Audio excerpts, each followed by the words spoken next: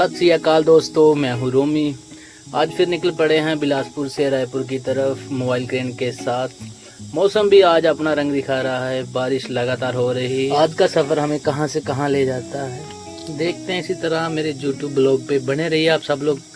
बारिश में इतना बड़ा मोबाइल क्रेन चलाना आसान नहीं होता, हर मोड़ पर ध्यान और किलोमीटर पर जिम्मेदारी, लेकिन यही तो हमारी रोज की जिंदगी है। बारिश की ये ठंडी हवा और लंबा सफर थका तो देता है, लेकिन जब काम से प्यार हो तो हर रास्ता आसान लगता है।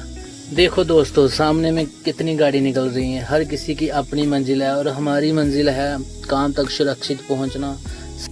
सड़क जितनी लंबी होती है उतनी ही लंबी होती है एक मोबाइल क्रेन या फिर एक ड्राइवर की कहानी। बिलासपुर से रायपुर की तरफ हमारा सफ़र जारी है।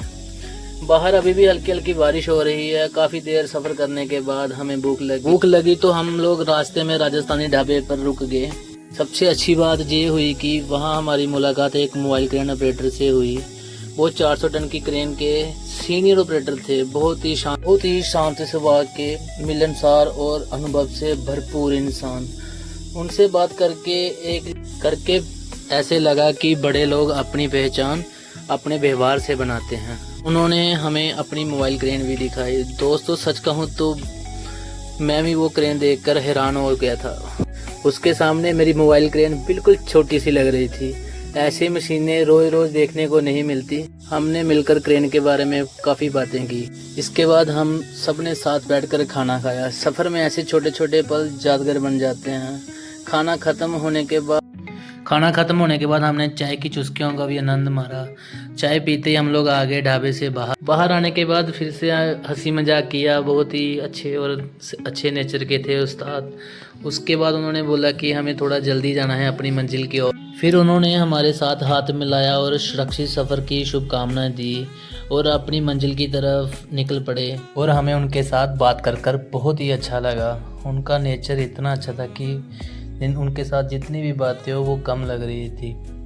जाते समय उन्होंने हमें बताया कि हम भी रायपुर की तरफ ही जा रहे हैं। अगर हम एक साथ चलते तो सफ़र और भी अच्छा और रोमांचक हो जाता, पर हमें अभी थोड़ी देर वहीं पे रुकना था और बाहर में बारिश भी कुछ कम हो गई थी। अब हमारी बारी थी कि फिर से सफ़र शुरू करने की। इतने में शाम भी ढलने लगी, मौसम सुहाना हो गया। हमने ढाबे पर बैठकर गर्मा गर्म चाय का आनंद लिया और पूरा दिन सफ़र की बातें करते रहे। सफ़र चाहे जितना लंबा हो, छोटी छोटी चाय की ब्रेक ही एक नई ऊर्जा दे देती है।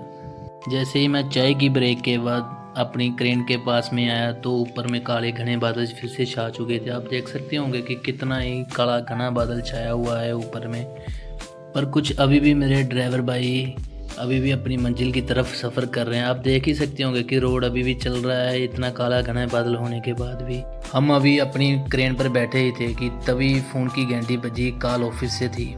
ऑफिस से बताया गया कि दोस्त प्लान थोड़ा बदल गया है।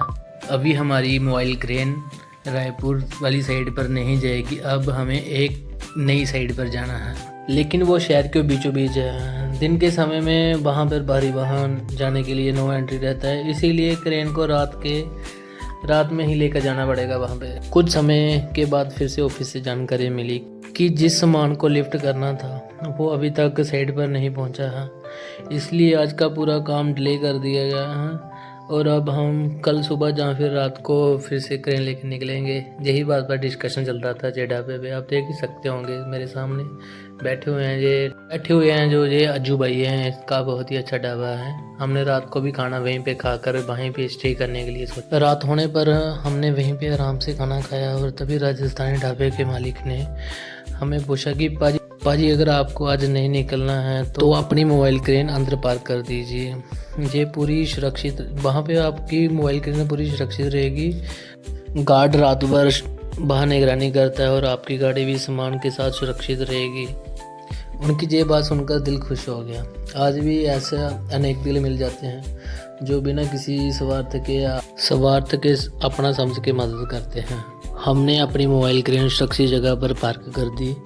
पूरे दिन का सफ़र और बारिश नए लोगों से मुलाकात और अचानक बदला हुआ प्लान, आज का दिन सच में यादगार रहेगा। अब कल क्या होगा? क्या हमारी मोबाइल क्रेन नई साइड तक पहुंचेगी? वहाँ कैसे काम होगा और रास्ते में कौन कौन सी नई चुनौती हमारा इंतज़ार कर रही हैं, जी सब जानने के लिए नेक्स्ट ब्लॉग में। अगर आप ये वीडियो पसंद आई है तो लाइक करें, चैनल को सब्सक्राइब कर लें। मिलते हैं अगले ब्लॉग में, तब तक के लिए सबको सत श्री अकाल दोस्तों।